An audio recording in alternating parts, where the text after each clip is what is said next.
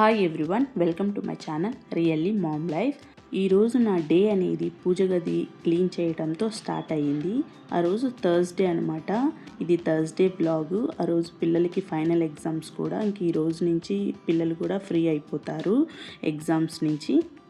Next day నుంచి పిల్లలకి holidays ఉంటాయి.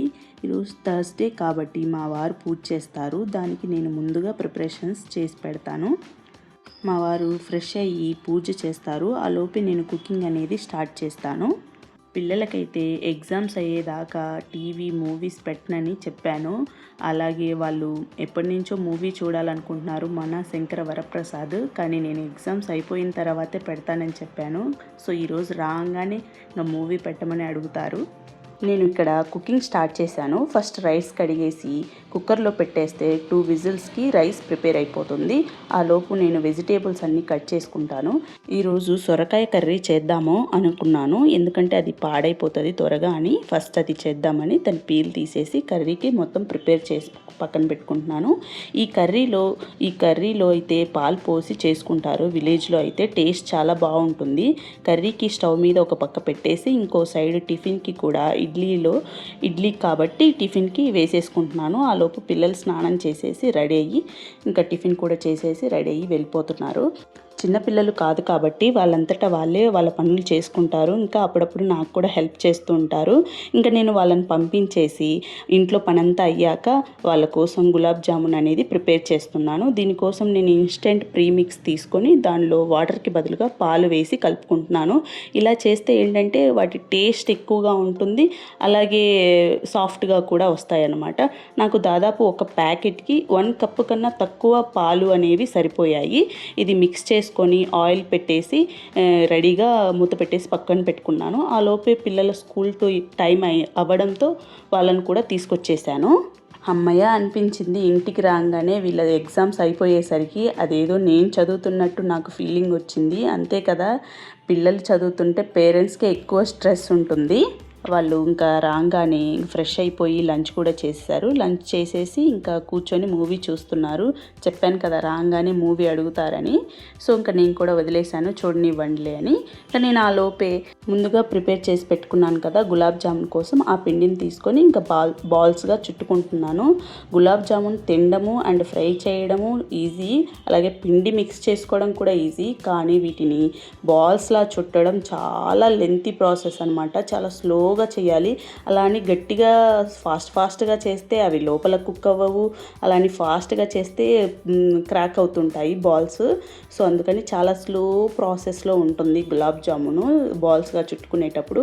ఇంకా అన్నీ ప్రిపేర్ చేసి పెట్టుకొని ఇక్కడ స్టవ్ మీద ఒక సైడ్ ఆయిల్, ఇంకొక సైడ్ షుగర్ సిరప్ కోసం బాండి పెట్టేసుకొని వాటర్ పోసేసి షుగర్ వేసేసుకున్నాను. ఇక్కడ ఆయిల్ హీట్ అయిందా అని లేదా అని చూస్తున్నాను. ఇక్కడ నేను ఫాలో అయ్యే ఒక టిప్ చెప్తాను, ఫాలో అవ్వండి మీరు కూడా, మీకు యూస్ఫుల్ అవుతుందంటే. నేను ఎప్పుడు షుగర్ సిరప్ చేసుకున్న గులాబ్ జామున్ కోసం దానిలో ఒక 2 డ్రాప్స్ లెమన్ అనేది వేసుకుంటాను. దీనివల్ల ఏంటంటే టేస్ట్ చాలా బాగుంటుంది. ప్లస్ గులాబ్ జామున్ తిన్నప్పుడు ఎప్పుడు హెవీగా అనిపించదు. ఈ టిప్ మీకు కూడా నచ్చితే ఫాలో అవ్వండి. చాలా డేస్ తర్వాత చేశాను ఈ గులాబ్ జామున్. దాదాపు 6 మంత్స్ అనుకుంటా. ఎక్కువ షుగర్ అనేది తినకూడదు కదా, షుగర్ హెల్త్కి మంచిది కాదు కూడా. ఎప్పుడైనా ఒకటి తింటే, బట్ రెగ్యులర్గా దీన్ని తీసుకోకూడదు. అందుకే మా ఇంట్లో మా బాబుకు ఎక్కువగా స్వీట్స్ అంటే ఇష్టం ఎక్కువ, అందుకని వాడి కోసం అని చేస్తూ ఉంటాను మ్యాక్సిమం. ఇంకా ఇక్కడ ఫ్రై చేసి పెట్టుకున్న జామున్స్ అన్నిటిని షుగర్ సిరప్లో వేసేసుకొని ఇంకా మూత పెట్టేశాను. 1 అవర్ తర్వాత చల్లారిన తర్వాత తినొచ్చు.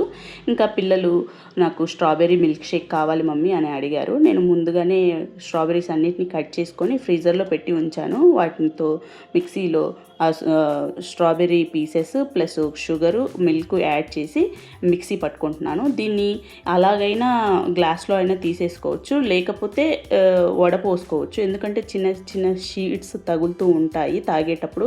పిల్లలు కొంతమంది ఇష్టపడరు కదా, అందుకని మా పిల్లలు కొంచెం దాన్ని అవాయిడ్ చేస్తారు కాబట్టి నేను వడపోసి ఇచ్చేసాను. నేను అడిగాను పిల్లలకి ఈ మిల్క్ షేక్ ఇచ్చేటప్పుడు ఎలా ఉంది టేస్ట్, ఇక్కడ నేను చేసింది నచ్చిందా, బయట కొనే ప్యాకెట్ మిల్క్ షేక్ నచ్చిందా అంటే ఇదే బాగుంది మమ్మీ అని అంటున్నారు.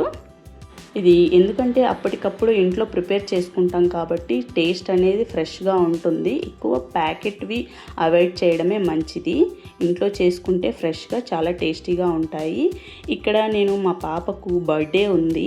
ఈసారి ట్రెడిషనల్గా మా పాపకి డ్రెస్ సెట్ చేద్దామనేసి లంగా క్లాత్ తీసుకున్నాను నేను. ఇది అనేది నేను చావ్లీలో తీసుకున్నాను ఈ క్లాత్ అనేది.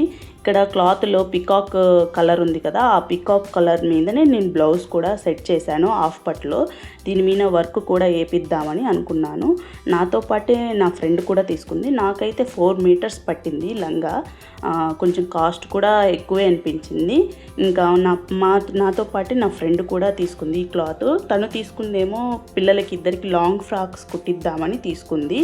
ఆరెంజ్ విత్ కలంకారీ వర్క్ వచ్చి ప్రింట్ వచ్చి దాని మీద అక్కడక్కడ బుటీస్ విత్ చమ్కీస్ తోటి వచ్చాయి. చాలా బాగుంది. నేను కూడా తీసుకుందాం అనుకున్నాను, బట్ దీనికి ఎక్కువ అయ్యింది కదా అని మళ్ళీ 2 అయితే బడ్జెట్ మించిపోద్దని తీసుకోలేదు. ఇక్కడ మా ఫ్రెండ్తో కలిసి నేను టైలర్ దగ్గరికి వెళ్తున్నాను. ఇక్కడ వీడియోలో మా పిల్లలతో పాటు కనిపిస్తున్న పిల్లలు మా ఫ్రెండ్ వాళ్ళ పిల్లలండి.